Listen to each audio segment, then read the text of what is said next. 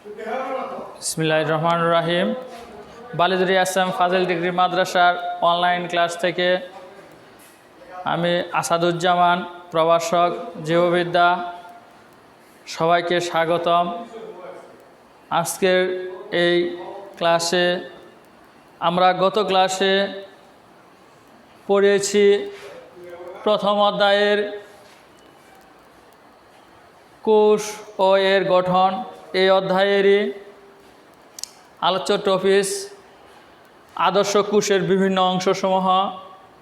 একটি আদর্শ ইউক্যারিওটিক জীবকোষের অংশসমূহকে নিচে উপস্থাপিত ছকের মাধ্যমে দেখানো হলো। প্রিয় শিক্ষার্থী, ছকটি আসলে আমি এখানে লিখে ফেলছি। এক আদর্শ ইউক্যারিওটিক জীবকোষ। আসলে আদর্শ ইউক্যারিওটিক জীবকোষ, কোষ কাকে বলে সংজ্ঞা ইতিপূর্বে তোমরা জেনেছ। এবং আদর্শ বলতে বোঝাইছে ওই সব কোষকে যে কোষের ভিতরে সবগুলো অর্গান উপস্থিত থাকে, সেই কোষকে আসলে আদর্শ কোষ বলা হয়। ইউক্যারিওটিক অর্থাৎ প্রকৃত কোষ বলতে তাদেরকে আমরা বুঝি যে কোষের নিউক্লিয়াস সুগঠিত, তাদেরকে আমরা প্রকৃত কোষ বলি। জীবকোষের প্রধানত দুটি অংশ আমরা দেখি ছকের মাধ্যমে। একটি হচ্ছে কোষ প্রাচীর, আরেকটি হচ্ছে প্রোটোপ্লাস্ট। কোষ প্রাচীর যা উদ্ভিদ কোষে অবস্থান করে, কখনোই প্রাণী কোষে কোষ প্রাচীর থাকে না। কোষ প্রাচীর কাকে বলে? আসলে কোষ প্রাচীর হচ্ছে কোষের সাইডে, কোষের চতুর্দিকে একটি কোষের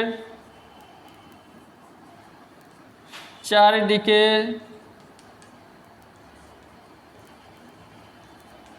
যে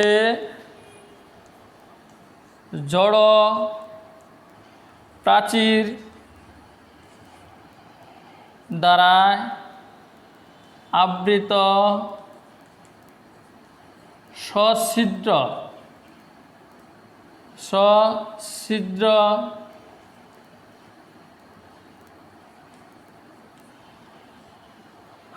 জড় প্রাচীরের যে আবরণ, সেটাই হলো মূলত, প্রিয় শিক্ষার্থী, কোষ প্রাচীর।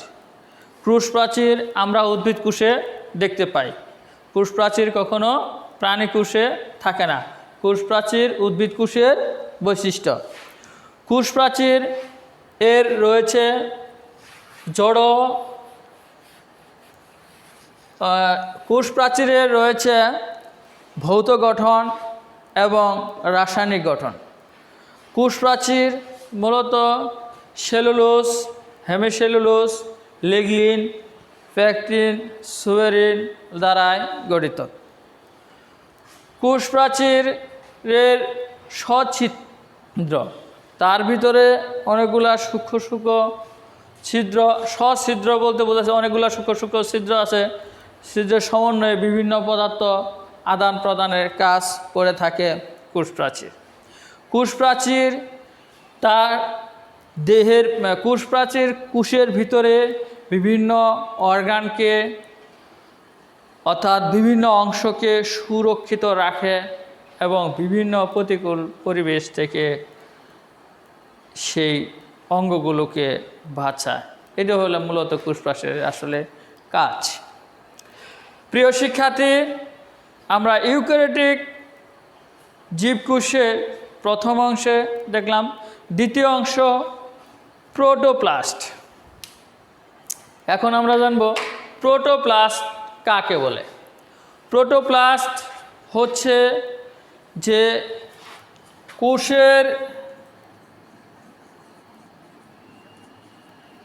কোষের প্রোটোপ্লাজম বা সজীব বস্তু এবং নির্জীব বস্তু কোষের অভ্যন্তরে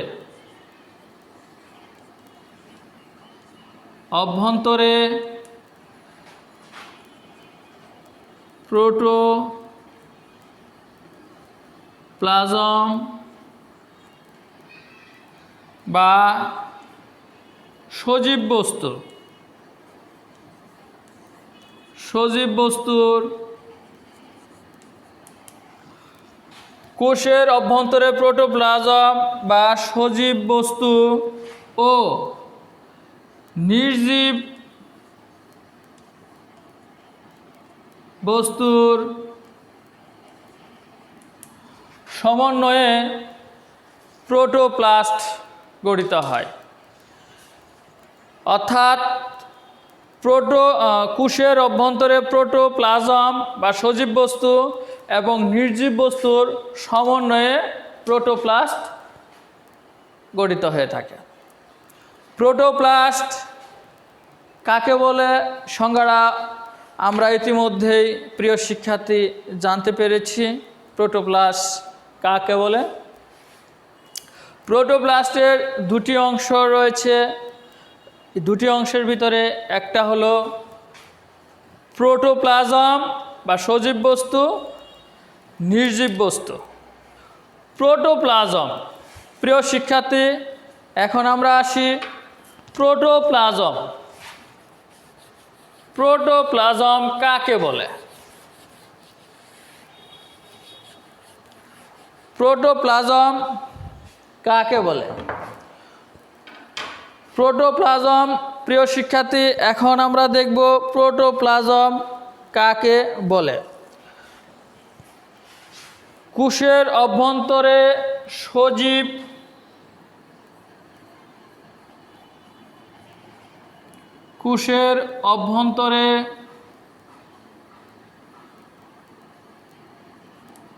অভ্যন্তরে সজীব থকথকে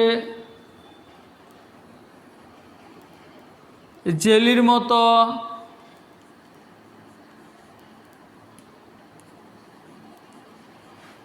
অর্ধস্বচ্ছ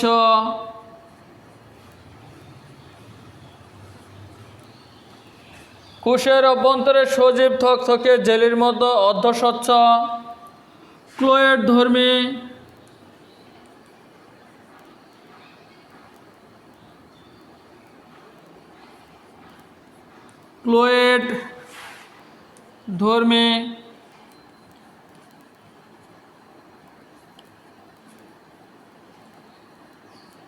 বস্তুকে আমরা প্রোটোপ্লাজম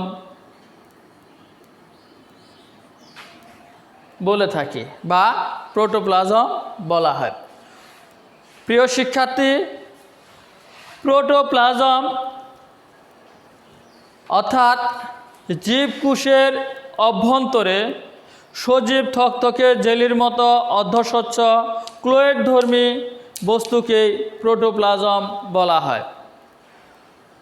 প্রোটোপ্লাজম জীবকোষের অন্যতম একটি বৈশিষ্ট্য। প্রোটোপ্লাজম বা সজীব বস্তু, এই অর্গানটা আবার তিনটে অংশে ভাগ করা হয়েছে। এর ভিতরে আবার তিনটে অংশ। একটা হলো কোষ ঝিল্লি, সাইটোপ্লাজম, নিউক্লিয়াস। প্রিয় শিক্ষার্থী, প্রোটোপ্লাজমের আবার কয়টা অংশ রয়েছে?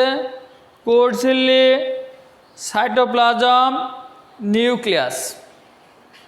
এখন প্রিয় শিক্ষার্থী, চলো এই প্রোটোপ্লাজম বা সজীব বস্তু আবার তিনটি অংশে বিভক্ত।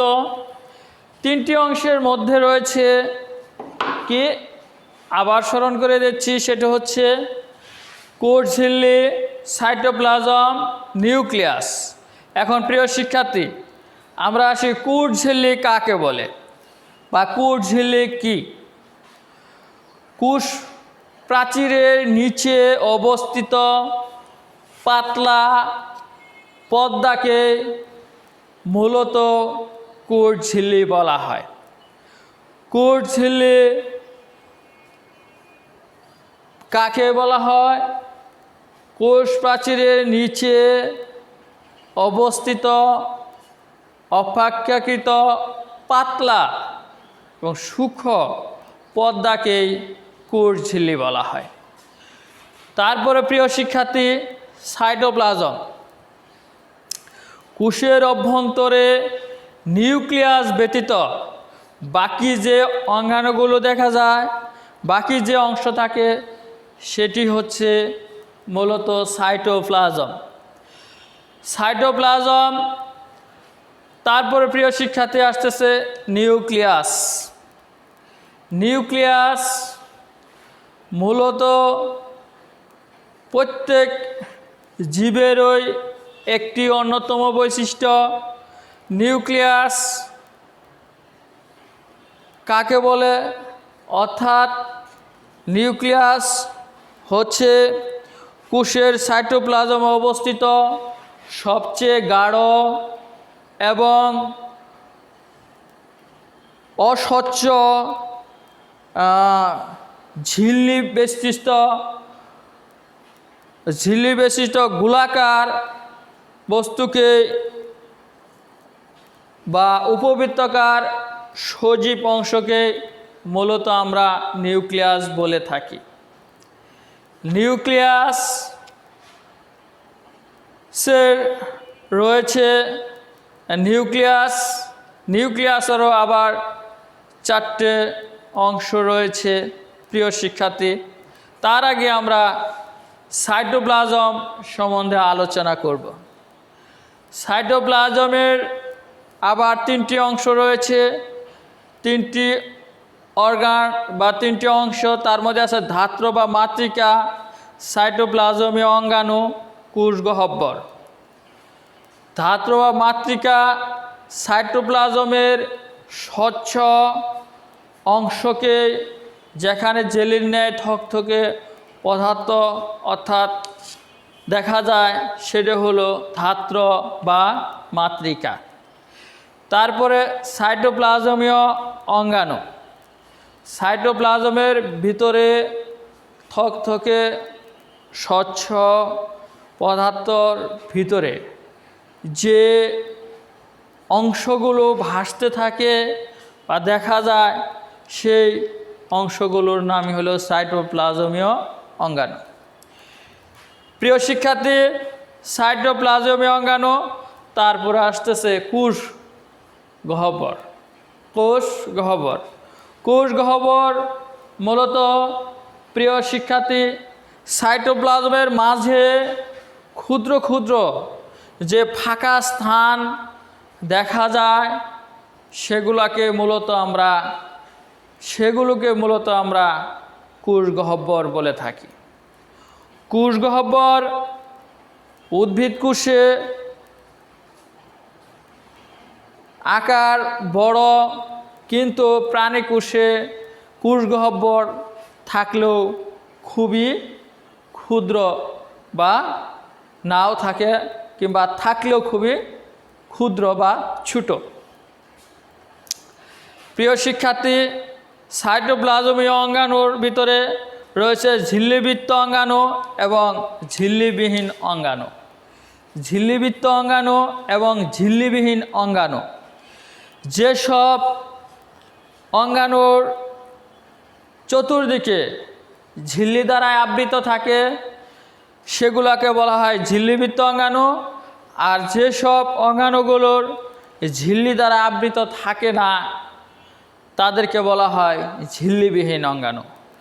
তাহলে চলো প্রিয় শিক্ষার্থী, ঝিল্লিবৃত্ত অঙ্গাণু এবং ঝিল্লিবিহীন অঙ্গাণু জীব কোষে কোনগুলো ঝিল্লিবৃত্ত অঙ্গাণু এবং কোনগুলো ঝিল্লিবিহীন অঙ্গাণু, এই সম্বন্ধে তোমাদের বলছি। ঝিল্লিবৃত্ত অঙ্গাণু যেমন মাইটোকন্ড্রিয়া। ঝিল্লিবৃত্ত অঙ্গাণু মাইটোকন্ড্রিয়া, গোলজি বস্তু, প্লাস্টিড, এন্ডোপ্লাজমিক রেডিকুলাম, এগুলো হচ্ছে ঝিল্লিবৃত্ত অঙ্গাণু। মাইটোকন্ড্রিয়া, প্লাস্টিড, এন্ডোপ্লাজমিক রেডিকুলাম, গোলজি বস্তু, এগুলো হচ্ছে লাইসোজোম ও এগুলো হচ্ছে ঝিল্লিবৃত্ত অঙ্গাণু। আর একটা অঙ্গাণু ঝিল্লিবৃত্ত, সেটা পার অক্সিজম। তাহলে ঝিল্লিবৃত্ত অঙ্গাণুর ভিতরে আছে মাইটোকন্ড্রিয়া, গোলজি বস্তু, লাইসোজোম, পার অক্সিজম, তারপরে এন্ডোপ্লাজমিক রেডিকুলাম। প্রিয় শিক্ষার্থী, ঝিল্লিবৃত্ত অঙ্গাণুর সাথে আমরা পরিচয় হয়েছি কোনগুলো ঝিল্লিবৃত্ত অঙ্গাণু। এরপর প্রিয় শিক্ষার্থী, ঝিল্লিবিহীন অঙ্গাণু। ঝিল্লিবিহীন অঙ্গাণু গুলোর মধ্যে রয়েছে রাইবোজোম। ঝিল্লিবিহীন অঙ্গাণুর মধ্যে রয়েছে রাইবোজোম। ঝিল্লিবৃত্ত অঙ্গাণুর ভিতরে রয়েছে রাইবোজোম,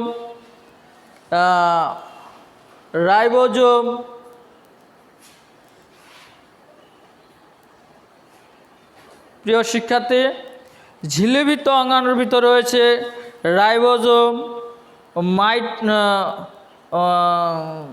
মাইটোসিস। ঝিল্লিবৃত্ত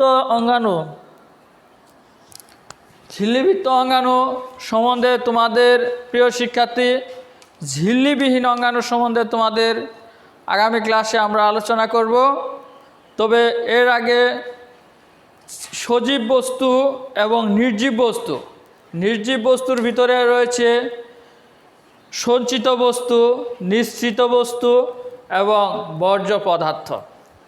সঞ্চিত বস্তু, নিঃসৃত বস্তু, এই দুটি বস্তু জীবদেহে কোষে অবস্থান করে। সঞ্চিত বস্তু অর্থাৎ উদ্ভিদ তার সঞ্চিত বস্তু বিভিন্ন আকারে ফল এবং কাণ্ডে সঞ্চয় করে রাখে, যা প্রাণীরা খাদ্য হিসেবে গ্রহণ করে।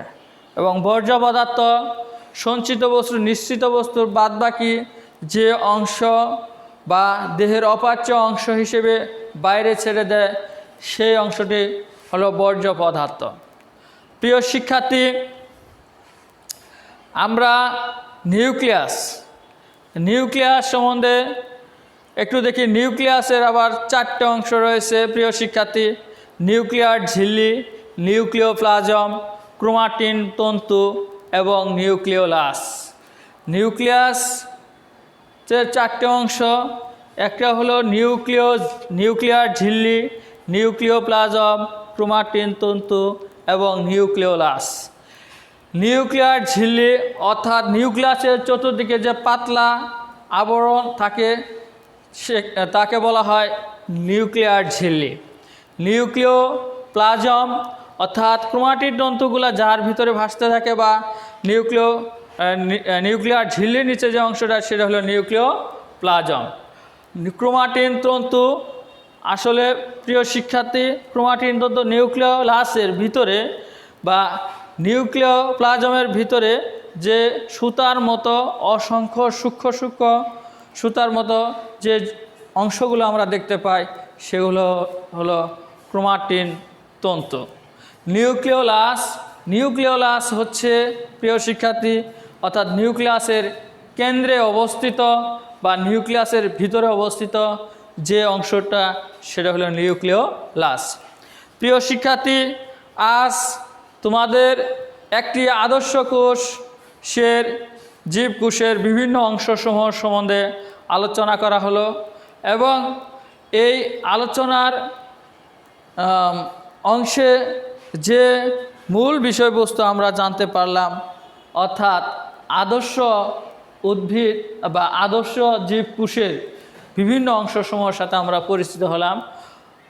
এই আদর্শ জীবকোষ মূলত আমরা আবার একটু সামারাইজ করতে চাই প্রিয় শিক্ষার্থী। জীবকোষ, আদর্শ ইউক্যারিওটিক জীবকোষ মূলত দুটি অংশ, কোষ প্রাচীর এবং প্রোটোপ্লাস্ট। প্রোটোপ্লাস্টকে আবার দুটি অংশ ভাগ করেছে, প্রোটোপ্লাজম এবং নির্জীব বস্তু বা সজীব বস্তু এবং নির্জীব বস্তু। প্রোটোপ্লাজমকে আবার 3টি অংশে ভাগ করা আছে, কোষ ঝিল্লি, সাইটোপ্লাজম, নিউক্লিয়াস। সাইটোপ্লাজমকে আবার 3টি অংশে ভাগ করা আছে, ধাত্র, মাতৃকা, সাইটোপ্লাজম অঙ্গাণু, কোষ গহ্বর। সাইটোপ্লাজম অঙ্গাণুকে আবার দুটি অংশ ভাগ করা হয়েছে, ঝিল্লিবৃত্ত অঙ্গাণু এবং ঝিল্লিবিহীন অঙ্গাণু। ঝিল্লিবৃত্ত অঙ্গাণু তোমরা জেনেছ এবং ঝিল্লিবিহীন অঙ্গাণু সম্বন্ধে আগামী ক্লাসে তোমাদের বিস্তারিত আলোচনা করা হবে। প্রিয় শিক্ষার্থী, আজ তাহলে এই পর্যন্তই। তোমরা সকলেই সুস্থ থাকো এবং ভালো থাকো এই আশাবাদ ব্যক্ত রেখে আজকে আল্লাহ হাফেজ।